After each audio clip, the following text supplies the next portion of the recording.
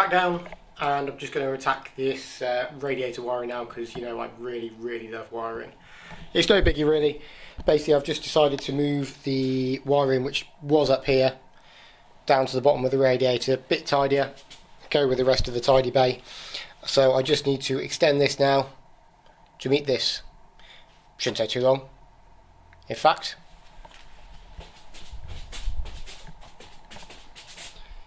it's only gone and been done. Just cable tied out of the way there.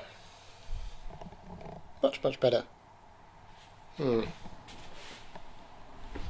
wonder if that'll work on the rest of the car.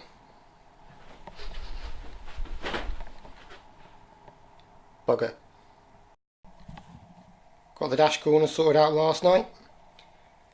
Just a couple of bits of thin alley sheet, top one vinyled, just two packed glued to the dash, and it slides on really nicely.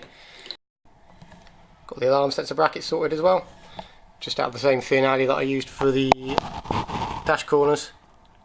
Didn't take too long at all. Another thing ticked off the list. Today's jobs then, I just want to drag the gearbox out of the cupboard, give that a good clean, maybe paint it. I'll see how it comes up after a bit of a clean. Once I've done that, just going to work my way through this list. Got a few bits and pieces I could be doing inside which shouldn't take too long at all. And yeah, I reckon we're actually getting somewhere. Well, it is actually fairly rank, so that's going to take a load of cleaning. And I'm still not convinced it's going to look any good. So I reckon it will end up being painted. Let's give it a scrub, see what happens. Well, it's come up okay. Not as good as I was hoping, but probably better than I was expecting. I reckon what I'm going to do, some of it's half decent, so I might get away with just throwing a little bit of hammerite silver at it, I reckon. We'll see what it looks like. Well, it wasn't a quick exercise, but it is done.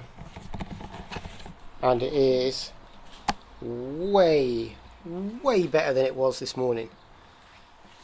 It's not perfect, but like I say, in comparison to the disgustingness that it was earlier on, it is looking absolutely outstanding. So it's definitely good enough to go in the bay now. And I even managed to retain the S80 sticker. Great success. And I was so impressed with this hammerite that I even went ahead and did my power steering pump, which was banging around. And that took a lot less time than the gearbox, let me tell you.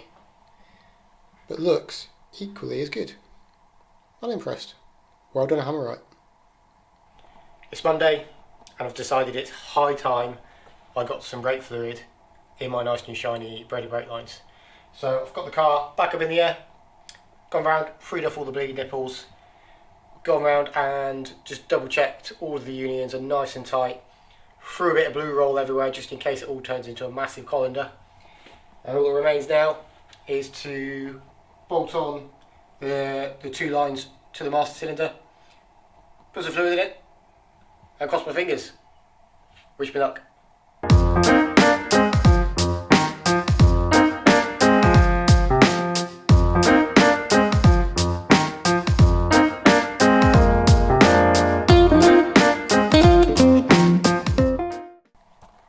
No leaks so far. All pretty good. Just doing a bit of a gravity bleed at the moment. I've had good success with this before. Obviously getting loads out of the front right because it is the shortest span. So I'm going to close that up and see if we can get some good fluid out of all of them. And then I'll be ready for a proper bleed.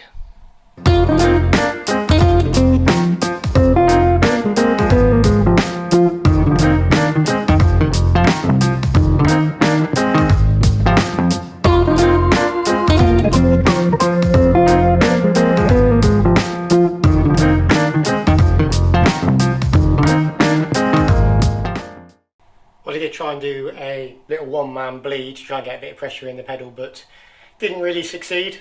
Bleeding is definitely a two-man job. I have actually got a pressure bleeder, but I haven't got the right cap to go on here because it's massive. So I could do with getting a spare one and bodging it so it works on my pressure bleeder. But that's another story. As far as I can tell, no leaks, which is the big success. So I'm going to leave it overnight, checking it again tomorrow. With any luck, there's no puddles anywhere, and realistically, that's another thing ticked off the list, because they can be bled as and whenever. So happy days, I'm off to bed. Well, time in the garage over the last few days has been pretty slim, to be fair, so I've not really achieved too much. Have got a couple of bits painted, some ancillaries that go on the engine, a few other bits cleaned up. But today I've been over to my friend's unit, just swapping the last few bits between engines. I was there the other day, just swapping over the bits and pieces that I needed from the block and the head and whatnot, just to make sure I've got everything covered. Which is fortunate. I didn't sell the old engine. Got a little bit hasty because there were a lot of sensors and stuff missing from it, which I had to move over. And on the way back today, well, I'll show you.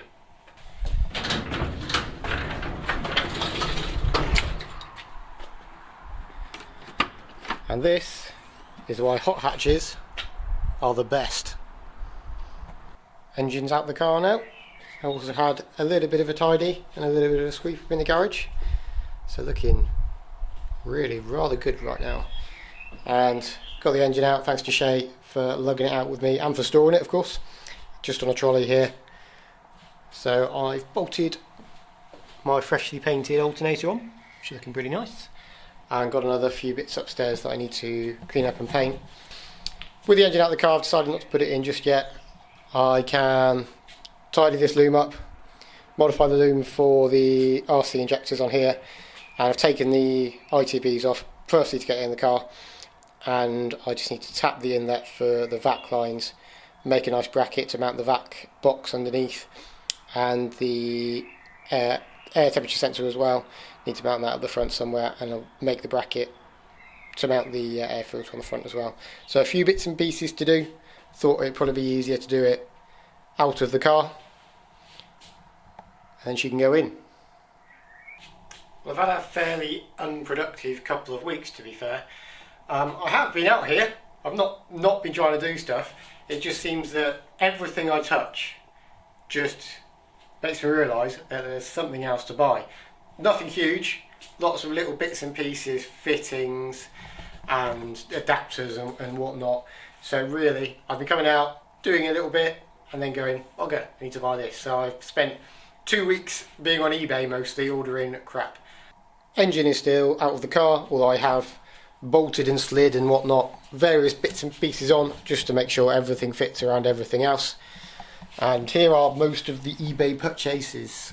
So I bought this Mishimoto sandwich plate a little while ago for the oil cooler mounting, mainly because the Mocha one doesn't have any allowance to fit sensors in, so I didn't really want to double stack and have to run a separate sandwich plate for other sensors. So as you can see, my stack oil temperature gauge is in there.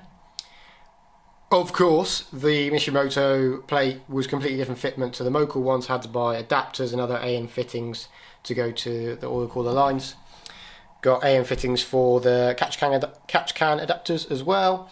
Already had the threaded things for the block, which I bought a little while ago, and the bung just down there, which covers where the PCV system box used to go. And got various blanks for these coolant nipples that did run to things that I no longer have.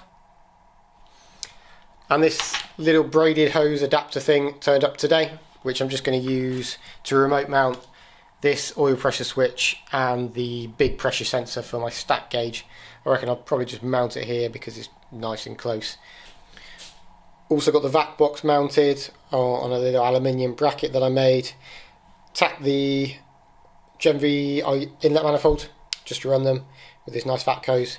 Then we've got a couple more ports here for the fuel pressure regulator and the MAF sensor, and this goes off to the brake servo. So that's all done, another box ticked. But if we stick our head inside, things are looking a lot more finished in here. As you can see, got that carpet on the rear shelf eventually. Just purchased some cheapy carpet from eBay, and it doesn't look particularly good in photos, I don't think. Probably not on film either, but in real life, actually not a bad match for the standard stuff. Just needs to sit outside in the sun for a bit, I reckon, and go a little bit grayer. The panels, fore and aft, I actually made a little while ago. It's just out of foam board, but I've put some vinyl on them and drilled some holes and mounted them with push clips, and finished off that box that covers the fuel filler there. put some carpet on that as well, just so it all ties in quite nicely. Once the seats are in, I reckon it's going to look pretty smart. And talking of seats, I reckon we'll pop one in. Oh yeah, looking like a car. Finally, looking like a car. Haven't put the passenger seat in yet, for the simple reason that I think I've done my battery cable wrong. So I need to lift up the carpet on that side and run that. It shouldn't take too long, to be fair.